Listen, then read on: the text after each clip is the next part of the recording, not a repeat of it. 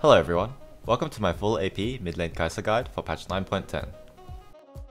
For summoner spells, you're going to run Flash and Ignite. Ignite gives you more kill pressure and also helps in proccing Electrocute quickly.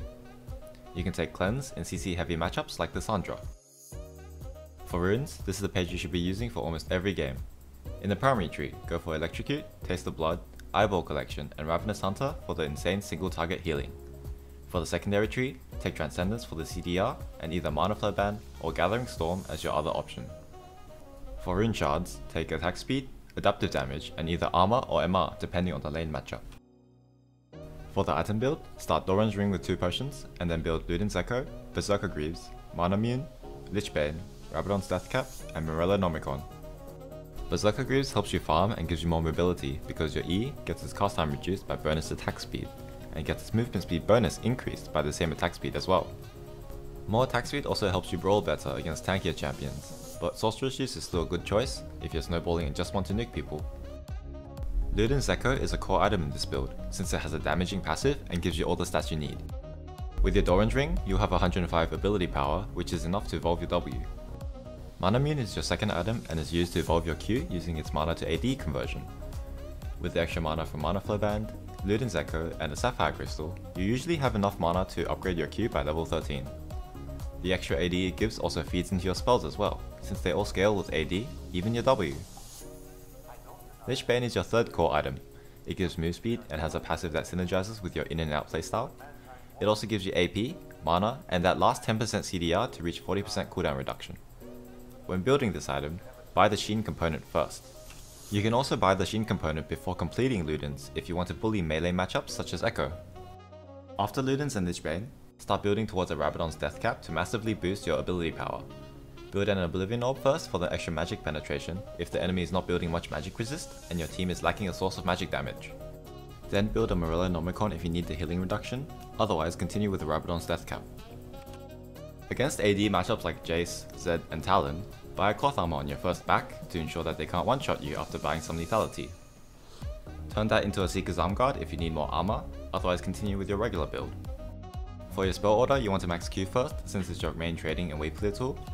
Max W second and E last, putting a point into your ultimate whenever possible. Let's get into combos. The first one, QW, is your most basic combo, and Q also hides the W animation, giving your enemy less time to react.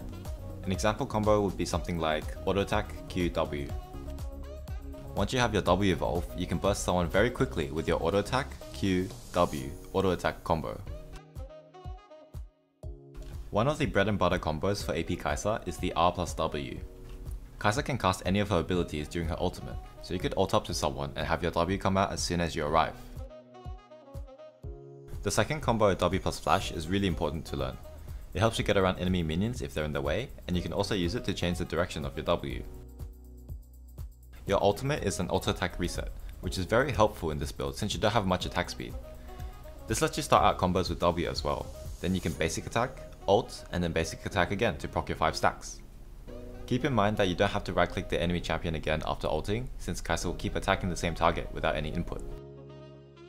If you combine the W flash and the R reset, you can surprise enemies with very high burst in a very short amount of time. Kai'Sa is one of the few champions that can kill a small raptor at level 1 while taking almost no damage. This lets her hit level 2 off the first wave, often resulting in a very favourable trade for you or maybe even a kill.